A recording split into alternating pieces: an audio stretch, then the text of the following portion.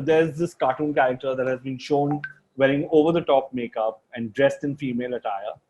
And because of this characterization, some pro-transgender groups are attempting to promote the character as a symbol of transgender pride. But then some people also say that rather than being pro-transgender, the message presented is one of derision rather than of acceptance. And in any episode, the message is just that trans women are men in dresses and who present as women to trick people, particularly heterosexual males.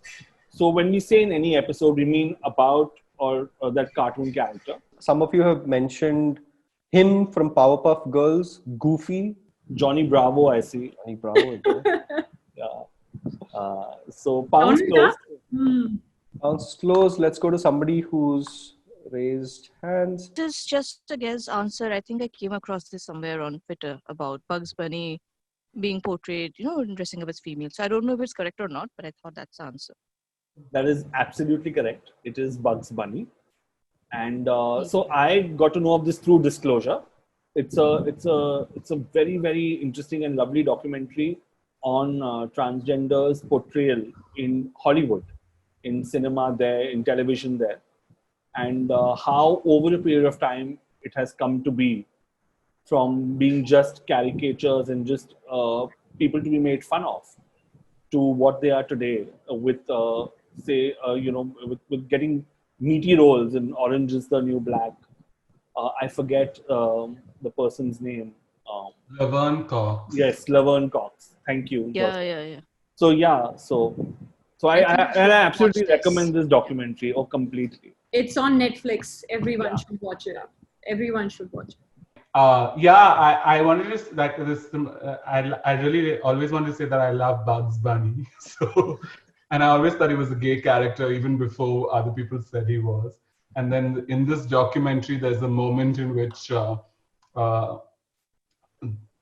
Wachowski, one of the Wachowskis, who talks about how Bugs Bunny for them was this really important character, a trans character that they had identified with way before they even realized they were trans. And so I find it interesting that across the pond and so many eons later, this one character still meant so many things to so many people.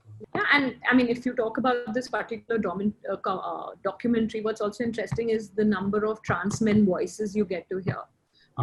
In India, they are among the very small minority in this minority, if I may call. So it's really good to see from their perspective as how they have been narrated. For instance, they talk about this show called The L Word. And when I was growing up, and like in my early 20s, I suppose, L Word for me, like for many of us lesbians in India, was one of the really sought after show because it depicted lives of lesbians in LA. And we all dreamed and desired to be there. And then slowly they introduced a trans man character. And for us, it was a big deal. But then we were looking at it from an outside lens, from a lesbian lens, as opposed to a trans man lens. And the things that they did wrong with that character and how that affected the trans man community and identity. So that is kind of discussed in this documentary as well. So hence, I mean, I would tell everybody to watch this. Also, there's a really, sorry, this just came in my head and I don't mean to talk any longer on this. No, but go ahead. Really, there's a Kannada slang that also means, I guess, I don't know what, rectal coitus, I guess, is Bugs Bunny. Because Are there any other such characters from childhood who may have a different sort of representation that kids may not realize? Like Bugs Bunny. I think him was a really good answer from Powerpuff. I always thought him was a character that allowed some sort of play, some sort of window into something. It's interesting to see. Sorry, please. Daffy Duck was gay also. Because you could never understand him. He was always posh. So I think the guesses are very interesting. We got guesses like Tom from Tom and Jerry, Shaggy, Team Rockets, Jesse and James, Donald Duck is an interesting guess, Goofy, and Jessica Rabbit. Let's go to some of the attendees who've raised hands. Yeah, mine was just along the lines of another documentary recommendation. It's called Visible, about basically people coming out on screen. The most famous, I think, representation which most of us will be familiar with is probably Ellen, who came out on Oprah, I think. And there's a lot of pieces where I think trans people did actually came out to the public on screen for the first time. So. Oh, thanks so much. Visible is the recommendation that Abid gives. I'm just going to go to Akhila. Sorry. No, I was just bringing up Velma from Scooby-Doo, who was one of my favorite characters when I watched the Scooby-Doo show, but then I grew up and there was a lot on the internet basically about how she was such a stereotypical depiction of a butch lesbian back then. And then there was Daphne, who was the, overly made up, like the feminine straight girl in the show. And it always annoyed me so much because I loved Velma and I always felt she was never given her due in the show.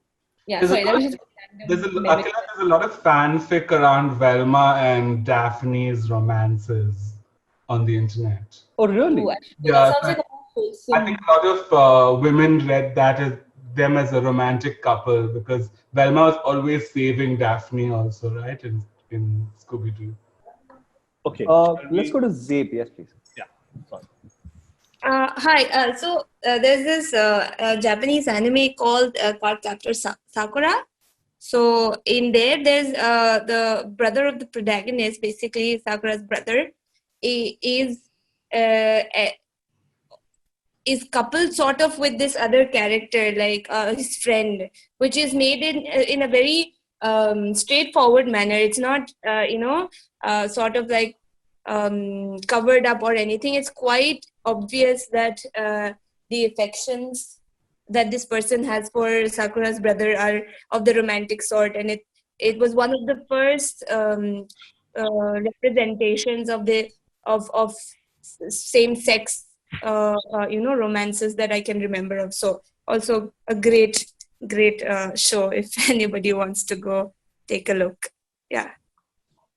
Thank you. I'll definitely check it out.